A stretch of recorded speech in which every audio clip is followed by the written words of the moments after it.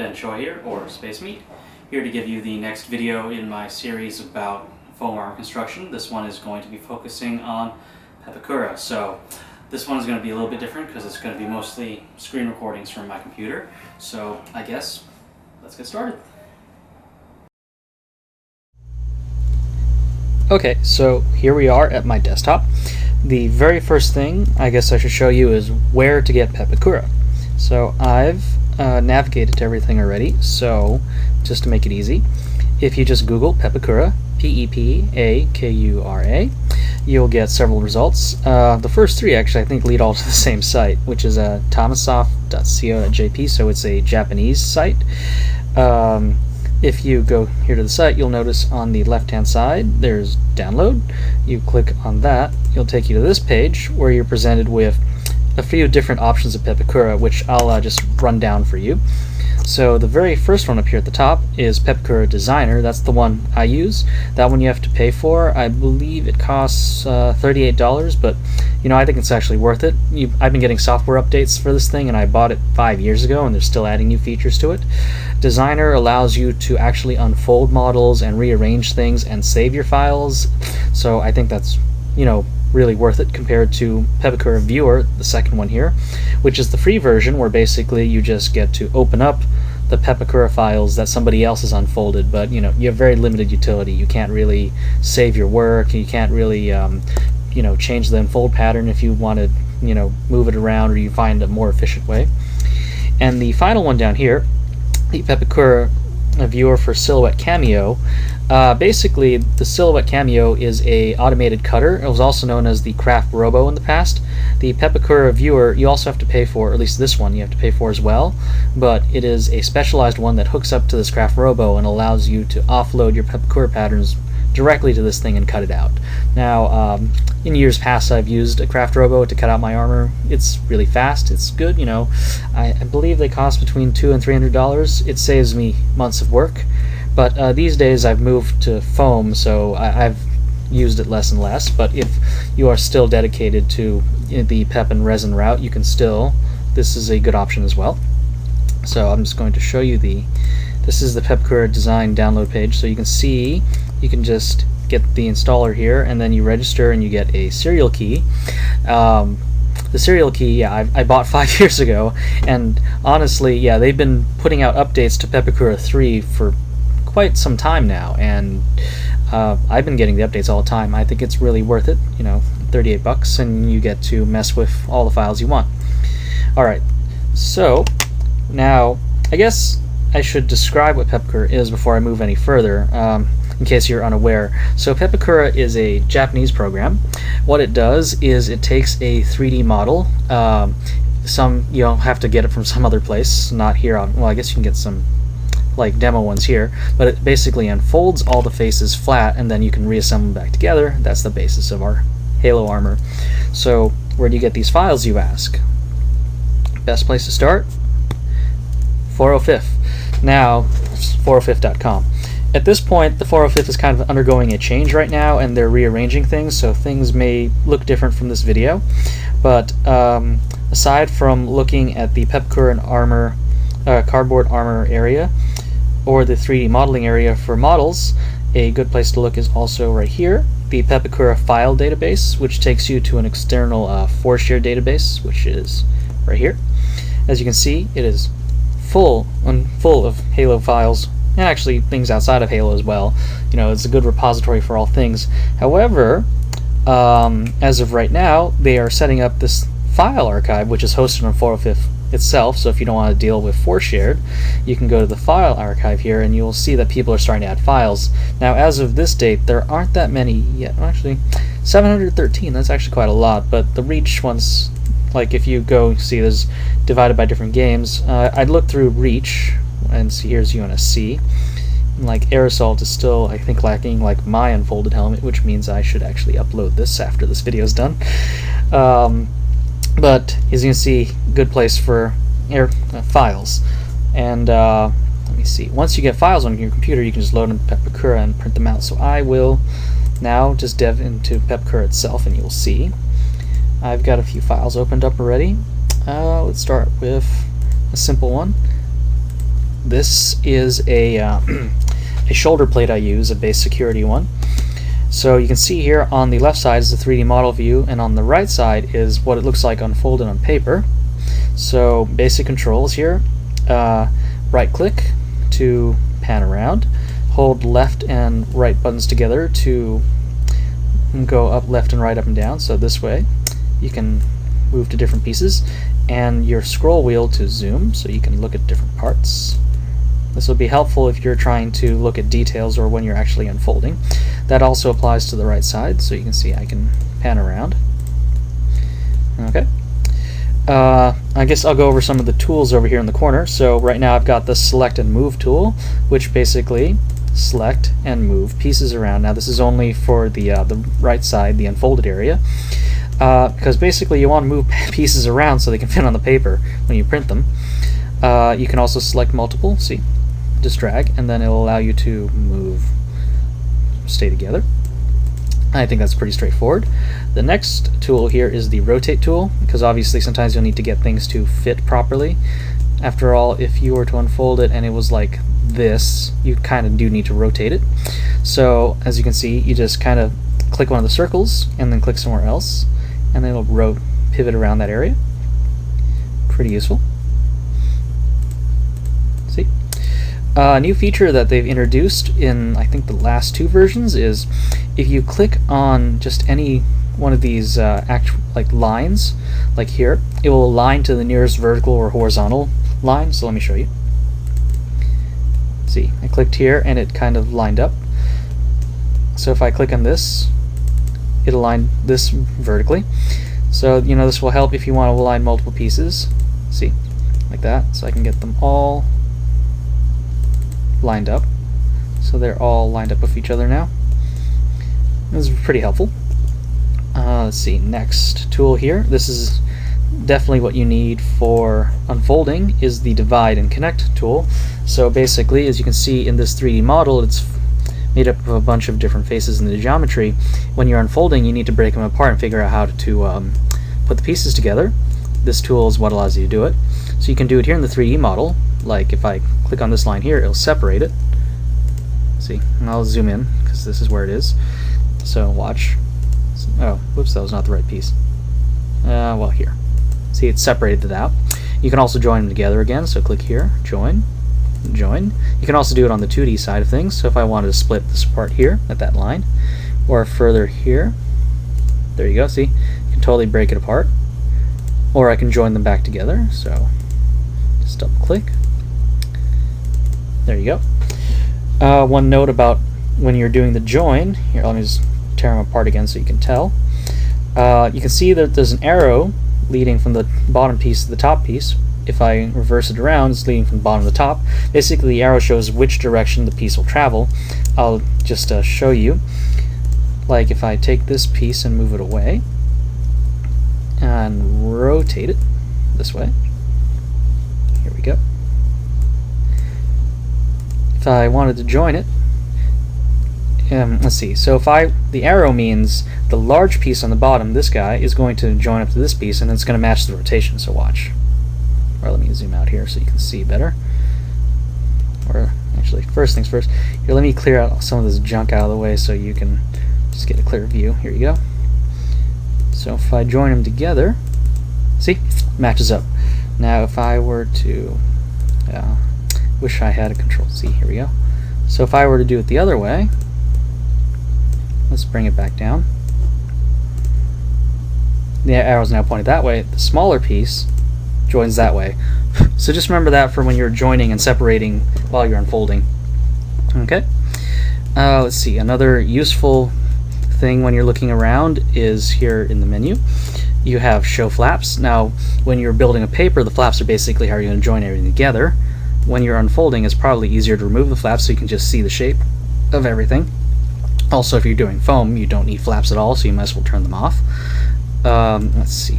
Another useful feature is Edge ID. Let me click it here.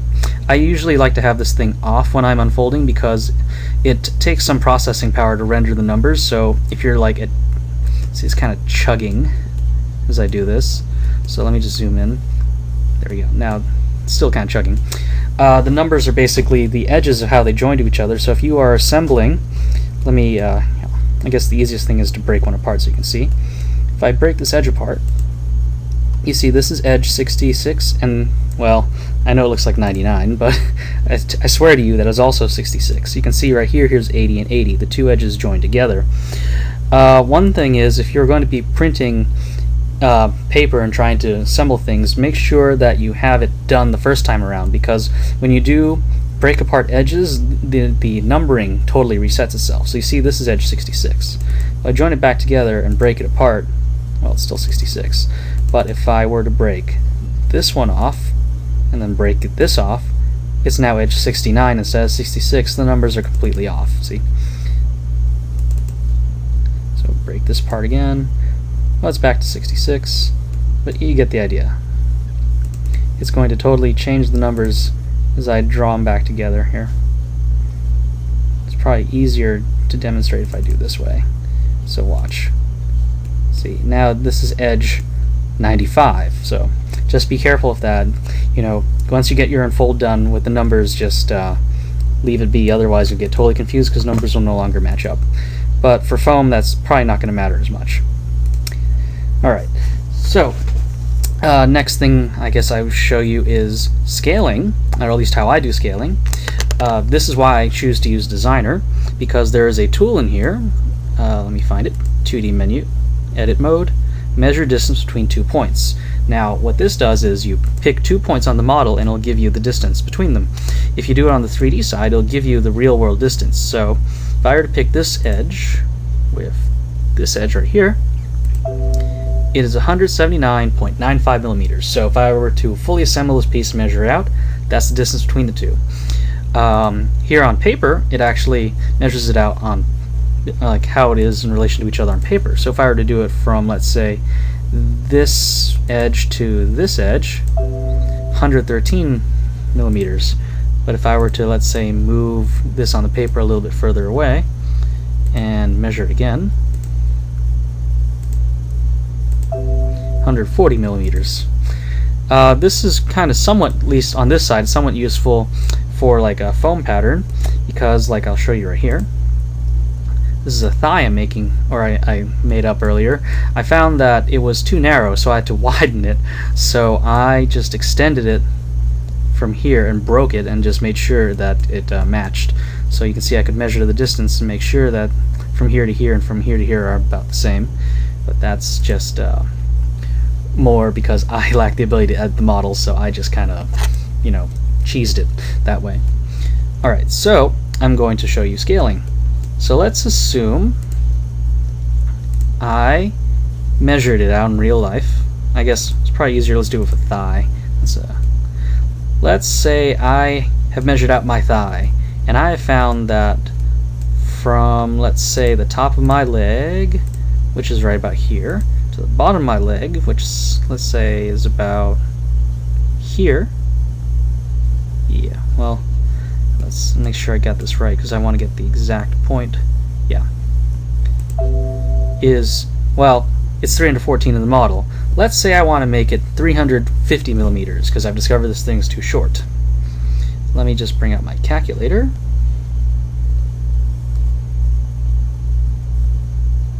Okay. And I'm going to get my target size. Let's say 350 millimeters over the current size, 314.42. So that's the factor I have to multiply it by. Let me... Okay. So you just go here to 2D menu. Let's see here. Is it, change scale. Scale factor. And, okay. So you can see there's several boxes. Now the height, width, and depth are basically if the entire model was surrounded by a box, this is how big the box would be. I find it kind of hard to measure this way because you don't know where the exact edges of each piece are. But the scale here is what you want to pay attention to, this bottom one. It's kind of the universal scale factor. So I'm going to take this and multiply it by that number I just calculated. So times 0.352246, and I get this new scale factor. So let me just get as many of those significant figures as I can. 0.392164. I think that's probably good enough. There we go. You can see everything got larger. And if I measure the distance from here, I think it was here, 350 millimeters exactly. So you can, do this to try to figure out, okay, my thigh needs to fit the opening from here to here. You can measure it out, with a nice tape measure and figure out that it fits that way. Now, as I'm sure as I've already said before, sometimes your body shape does not match precisely with these models. So like I found out that to make the proper length, I still need to make it wider. So as you can see here, I kind of kludged it. When I'm going to print this out, I'm going to join these gaps together so I can have a wider thigh to squeeze around me. So you can see this line I've cut straight down the center here. It also applies to these inner thighs. So that's something you have to keep in mind when you're building, that these patterns sometimes are taken from game assets, and Master Chief is really tall and he might not exactly exist in real life, where these parts don't work in real life. There's clipping and things like that. You will have to kludge and adjust. So just keep that in mind. Alright, so I'm going to close my thigh here. I'm going to get back. I guess I'm going to just show you, I'm going to quickly unfold this one and just show you how I unfold. So, let's see. Beware of this button. There we go. When you first import a model, it's going to just look like this. So if you click unfold, I'm just going to manual. Okay, there. Now these are all the various pieces. Now usually it's a lot more messy when Pepakura unfolds, but apparently today it decided to be merciful. Let me see here. When you are doing a foam unfold, you'll find that you actually don't need a lot of parts because of the thickness of the foam. So as an example, this entire back piece right here, not needed, so I'm just going to put it to the side. Or like this piece up here. Because foam is, like half an inch thick, if I were to carve out this surface piece right here, the thickness of the foam would already cover this, so therefore we don't need that either. Which by extension means we actually don't need any edge pieces, so I'm going to cut that off, let me just join it so it's easier to find and remove. Cut that off. I think I cut that off. Yeah, I cut it off.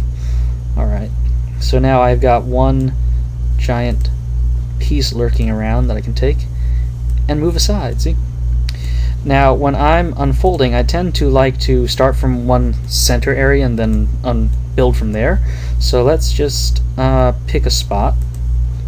Okay, so we're going to, here we go, start here in the center. Okay. So I'm going to level it off first, because I'm kind of anal that way. Just, okay, apparently it's already leveled. And we're just going to draw in pieces. There. See, at this point I've made, I don't need this hunk. I've made one curve, so it's kind of your discretion if how you think you should curve it. I think this is probably good enough. Let me draw on the next piece. Oh wow, what happened here? Okay. Yeah, Pepakura. Oh. And because foam is extra tolerant of these kinds of issues, you may find that, oh, there's cracks here, but when you actually cut it out, you probably don't need to care about it. Just one piece is good enough and you can bend around it. But, because I'm a fan of symmetry, I'm going to try to join these together. Wow, I don't think that's going to work. Let me see here. Yeah, that's totally not going to work out. Well, the point is, when I cut this thing out, it's just, I'm going to cut it out as one piece. I'm going to ignore these additional cut lines that got generated. Okay, so let's line these up here. That's probably a straight edge. Oh, that is straight. Okay, there we go. And let's pull out a little. Yeah, I can probably, because these make one good curve. And then join that. This is an extra piece. Join that. Oops. And join. Okay, so these are the extraneous pieces that are on the other side that we don't need. Just toss that aside. There we go. So you can see I've gotten the pieces in relative position to each other here. I guess I need to do this too. So let me bring those in.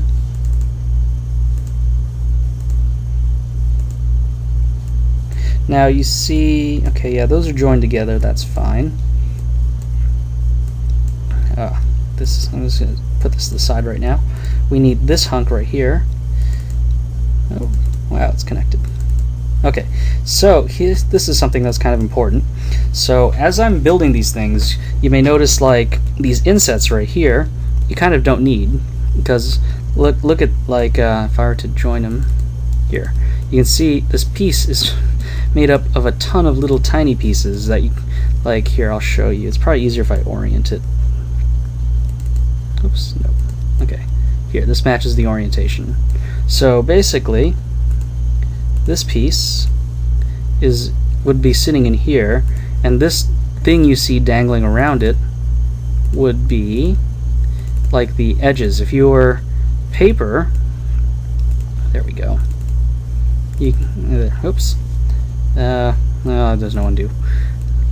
There we go. Yeah, see, if they're paper, you'd fold it up and make like a little box shape. But with foam, you actually don't need that, because all I do is just cut this off and lower it. I'll probably just show that to you physically in the next video of foam, but just keep that in mind. There's a lot of edges you don't need because the thickness of the foam will handle it. So this is kind of an edge case. Let me see here.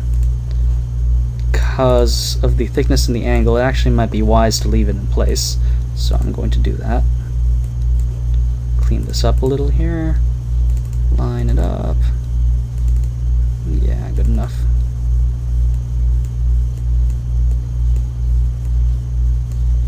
Okay, and there. At this point, I've kind of unfolded this shoulder plate. There you go. I just kind of need these pieces here, so this is the great part. Because of the thickness of the foam, I can just there. That's kind of all I need for that hunk. And I guess I want to duplicate that side too, so we'll just cut one out there. Nope, that's the wrong side. There. Make sure they're mirrors of each other. And that's actually, at this point, probably enough foam to make my shoulder plate. You can see how many of these pieces I kind of discarded, duplicates and thickness. At that point, you'll just want to make it fit on the page and arrange it properly. One thing you'll also notice are these fold lines. You don't really need them, because I'm just going to curve this hunk of foam, because this is going to be one solid piece. So you'll want to, probably don't need this right now, but right here, if you look, I guess I'll go back here. Settings, other settings, you'll see this threshold mark. Basically, anything above this threshold, if there's a fold above this threshold you set, it's considered a fold line. So let me see, or is it above or is it under? Like if I increase the threshold to 175 degrees, there we go. See, anything, is it anything above, or is there anything below? Well, the point is, by increasing the threshold, these things are now considered fold lines. You can see how curvy the shoulder plate is, but we don't need all these fold lines. I mean, even with paper, you probably don't need it. So I'm going to bring mine down to 150 degrees. There we go. See, all the fold lines are gone because this is considered just a curve, no point of folding. So that's going to be something useful. Alright, so I have a basic, I'm not going to save that. That is basic unfolding. Let's see.